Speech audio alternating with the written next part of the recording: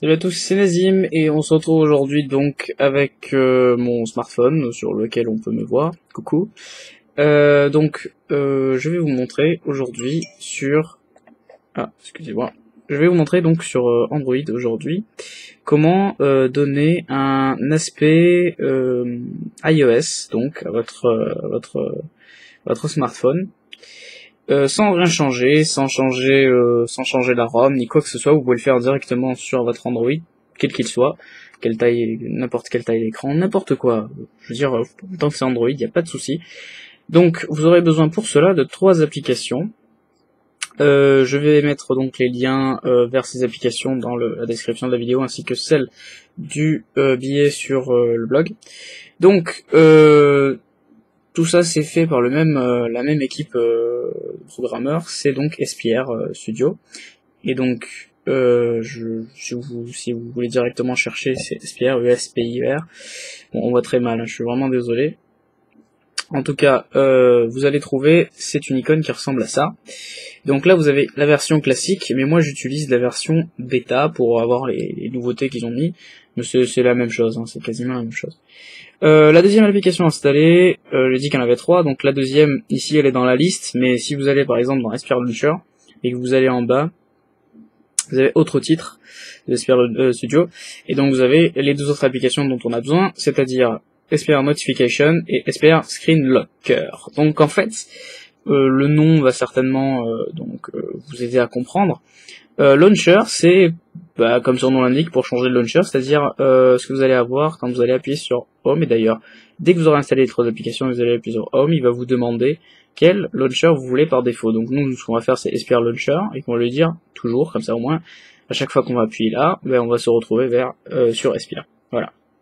Donc la seconde application, c'est SPR Notification. Notification par rapport à la barre de notification qui actuellement ne ressemble pas à celle de iOS, donc une fois que vous l'aurez installé, ça va un peu plus ressembler à iOS. Et la dernière, donc c'est Screen Locker, qui donc, comme son nom l'indique aussi, correspond au Screen Locker qui va être changé en un style un peu plus iPhone. Donc voilà. Moi j'ai déjà installé toutes les applications, donc je ne sais pas qu'est-ce qui va se passer, donc je sais pas si c'est déjà activé de base ou pas. Moi, comme vous voyez, c'est comme avant, je veux dire, c'est pas, ça n'a pas changé. Donc je vais vous montrer simplement, si elles sont activées par défaut, c'est bien, mais je vais vous montrer maintenant comment on va y accéder. Donc on va commencer par le launcher. Comme vous pouvez le constater, ça fonctionne comme sur iOS, il y a toutes les applications qui sont installées sur le terminal sur l'écran. Donc quand on va tout à gauche, on a le moteur de recherche qui va permettre de faire une recherche rapide, tout ça. Et voilà. Donc par rapport au launcher, on va revenir tout à l'heure sur les options pour voir un peu ce qu'il y a. Je sais que ça fonctionne pareil pour organiser, par exemple, ça tremble aussi avec les petites croix. Ici il y a des applications de base, donc vous pouvez pas les supprimer. Par contre les autres, j'imagine qu'on peut les supprimer. Voilà, téléphone, vous pouvez pas le supprimer évidemment.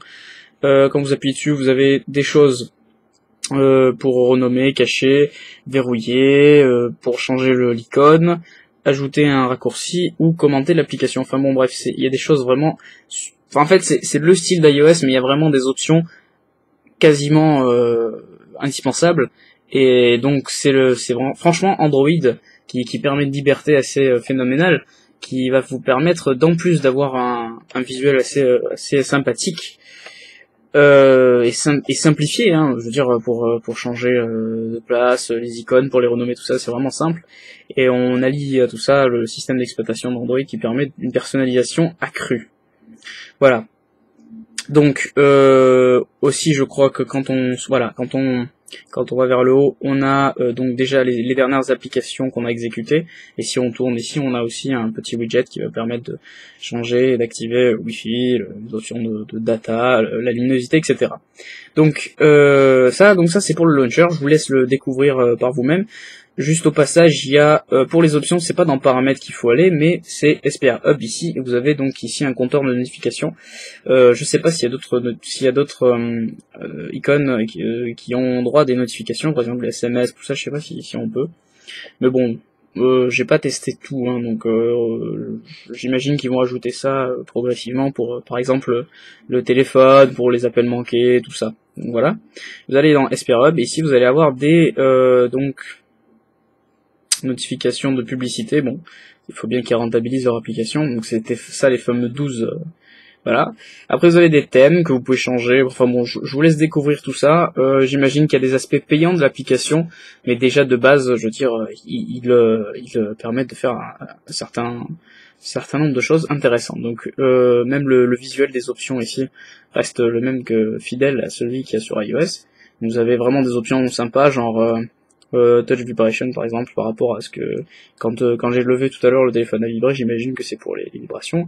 Vous avez une option full screen ici qui peut être sympathique, qui va vous enlever ici la barre de notification d'Android, mais je ne sais pas si celle de l'application SPR va rester au-dessus, on va voir.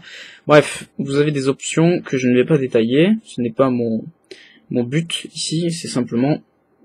Ah, elle est un peu buggée quand même. Ouais, c'est simplement de vous montrer l'application en elle-même. Alors j'ai activé, maintenant si je désactive et je réactive... Ah voilà. Bon, elle est un peu buggée, c'est la bêta, on peut comprendre. Donc pour l'instant ça fonctionne, mais il y a des petits aspects qui sont un peu étranges. Donc voilà. On passe à la seconde application sans plus tarder, qui est donc le plus simple. Donc là je vais utiliser pour vous montrer... Alors ça cherche vraiment partout, hein. Ça cherche sur internet, sur les musiques, sur Wikipédia, c'est vraiment sympa ça. On va commencer par Screen Locker, et en fait ça commence ici, bon, exactement le même visuel d'ailleurs, on pourrait même croire que c'est SPR Launcher, mais non, il s'agit de Screen Locker, qu'on va activer, donc je sais pas si par défaut, comme je vous l'avais dit, c'est activé, mais là je l'active. Après, ici vous allez donc dans les méthodes de déverrouillage, moi je vais laisser en faire glisser en slide. Donc j'imagine que si on met autre chose, peut-être ça va changer alors j'ai pas envie de tester, mais peut-être que ça va permettre de changer aussi, mettre un mot de passe ou des trucs comme ça. Donc je vous laisse tester, hein. Franchement je vous laisse découvrir parce que j'ai pas envie de spoiler toute l'application, c'est pas mon but. Donc lock sound ou lock wallpaper qu'on peut changer exactement comme sur iOS. Et donc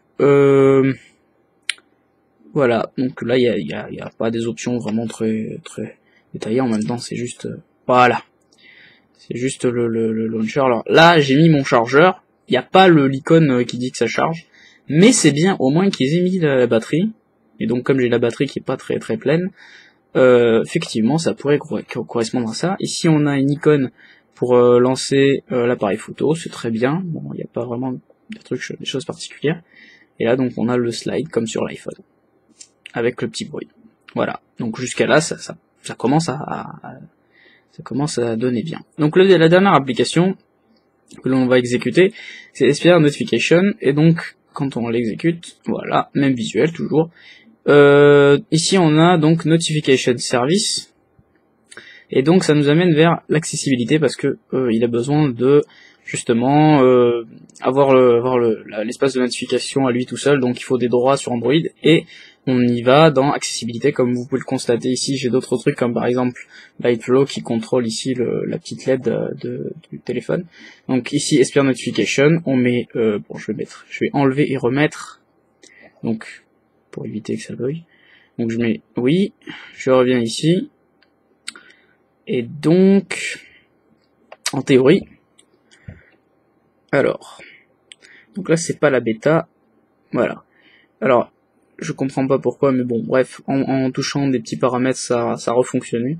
Je pense que par défaut, quand on exécute l'application pour la première fois, ça le fait automatiquement. Bon, moi, comme j'ai désactivé, Clear Status Bar, bon, en tapant sur Clear Status Bar, ça a l'air de l'activer. Donc là, comme vous pouvez le constater, c'est noir, hein, c'est pas blanc ou gris, comme je l'avais dit tout à l'heure, enfin, je sais pas ce que j'ai fumé, mais en fait, c'est gris quand on descend, c'est pour ça que ça me disait ça. Ici, donc, on a... Bon, je suis désolé, on a l'heure ici, Bricktel, et la batterie avec à côté 28%. Vous pouvez désactiver le pourcentage en mettant juste l'option qui est ici. Vous pouvez... Alors, il y a un Notification Center comme sur iOS. Je sais pas exactement dans le détail comment ça fonctionne sur iOS. Excusez-moi. Donc, ici, ça a l'air de fonctionner comme sur iOS, ça me semble totalement sympathique. Donc ici, après Notification Center, vous avez des options personnalisées par rapport aux applications. Donc manifestement, Il y a beaucoup d'applications qui sont supportées, donc Facebook, tout ça, machin, tout ça c'est supporté par le Notification Center, et vous avez d'autres applications qui ne sont pas pour l'instant compatibles, mais j'imagine que vous avez encore, enfin vous avez les notifications classiques, mais elles doivent avoir des options supplémentaires, voilà. Donc, les trois combinés, on a ici donc la barre de notification iOS, nous avons ici l'affichage comme sur iOS, donc avec certaines options qui sont en plus, et nous avons aussi donc le lock screen, et je trouve que c'est le plus classe. C'est aussi avec les bruits, je trouve que ça fait très iPhone en fait. Voilà, donc après vous avez ici donc le moteur de recherche qui est très performant à mon goût. Donc voilà, et franchement ça donne vraiment un truc pas mal du tout. Ça peut convenir à quelqu'un qui veut, moi c'est pas mon cas, mais ça peut convenir à quelqu'un qui voudrait avoir un look. Alors excusez-moi, j'ai quelqu'un qui veut absolument parler. Donc voilà, ça donne un look vraiment très iPhone. Voilà. Bon, j'espère que je n'ai pas raté des choses importantes. J'espère que ça vous a plu, que ça va vous permettre d'installer ces applications et de voir un peu ce que ça donne sur votre téléphone, parce que on ne peut tester une application que par soi-même pour savoir vraiment ce qu'elle vaut. Je peux vous dire qu'elle est bien, je peux vous dire que la version bêta est un peu buggée, mais que ça va, ça peut aller. Comme vous le voyez, c'est plutôt rapide, hein. C'est lui-même qui m'a mis le fond d'écran avec les bulles, alors je sais pas si on le voit, mais oui, là on le voit. Voilà. Donc je veux dire, c'est sympa. C'est sympa. C'est vraiment sympa. C'est à tester, surtout si vous êtes fan. Le seul truc je veux dire, c'est totalement ça, sauf bien sûr pour donc les boutons qui sont virtuels. C'est le seul truc qui fait pas iPhone. Mais bon, après on peut faire en sorte d'activer le Pi pour ceux qui ont une custom ROM.